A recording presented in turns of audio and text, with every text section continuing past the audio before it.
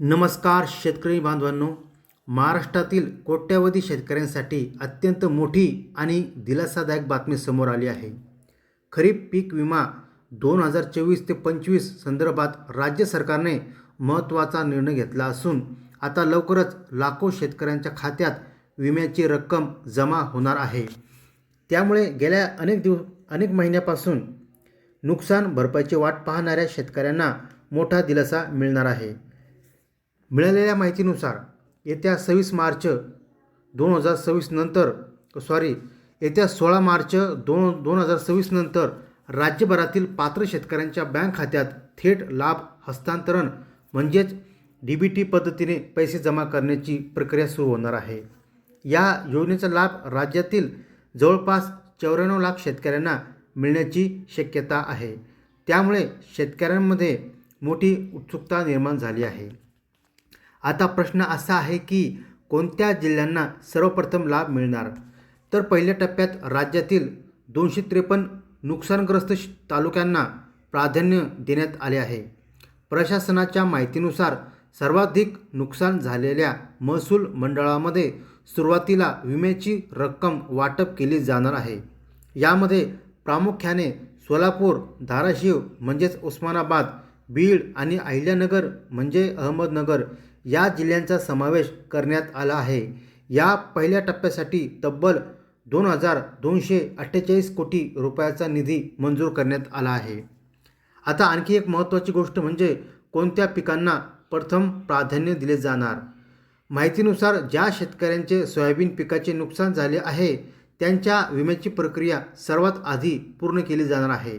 त्यामुळे सोयाबीन उत्पादक शेतकऱ्यांना मार्च महिन्याच्या अखेरीस विम्याची रक्कम मिळण्याची शक्यता आहे.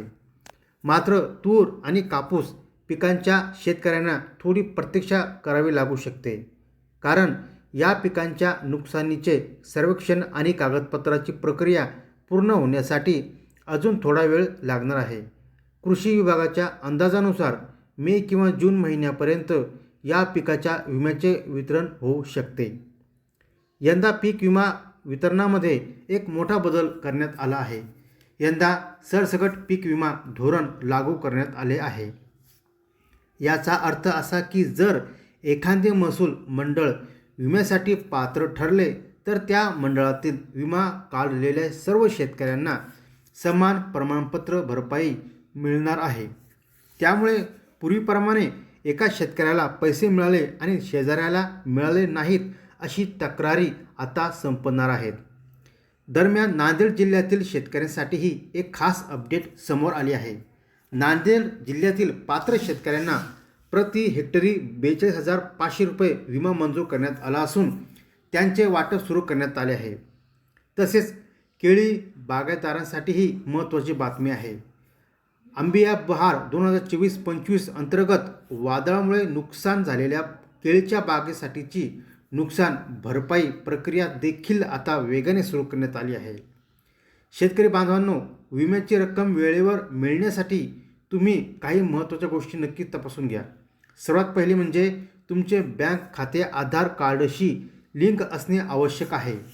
तसेच बँकेत KYC पूर्ण असणेही खूप महत्त्वाचे आहे, कारण 16 मार्चनंतर लाभार्थी यादी जाहीर होताच पैसे थेट खात्यात जमा होणार आहे. तसेच तुमच्या गावातील कृषी सहाय्यक किंवा कृषी विभागाच्या कार्यालयाशी संपर्क ठेवणे आवश्यक आहे. विमा कंपनीच्या प्रतिनिधीकडूनही माहिती घेत राहा, जेणेकरून तुम्हाला योग्य वेळी सर्व अपडेट मिळू शकतील. एकंदरीत पाहता राज्य सरकारच्या या निर्णयामुळे आता शेतकऱ्यांची अनेक महिन्यांची प्रतीक्षा संपण्याची शक्यता आहे. त्यामुळे सर्व शेतकरी बांधवांनी आपले बँक खाते आणि कागदपत्रे व्यवस्थित ठेवीत, जेणेकरून हा लाभ कोणत्याही अडथळ्याशिवाय वेळेवर मिळू शकेल. अशाच नवनवीन माहितीसाठी आपल्या चॅनलला सबस्क्राईब करून ठेवा.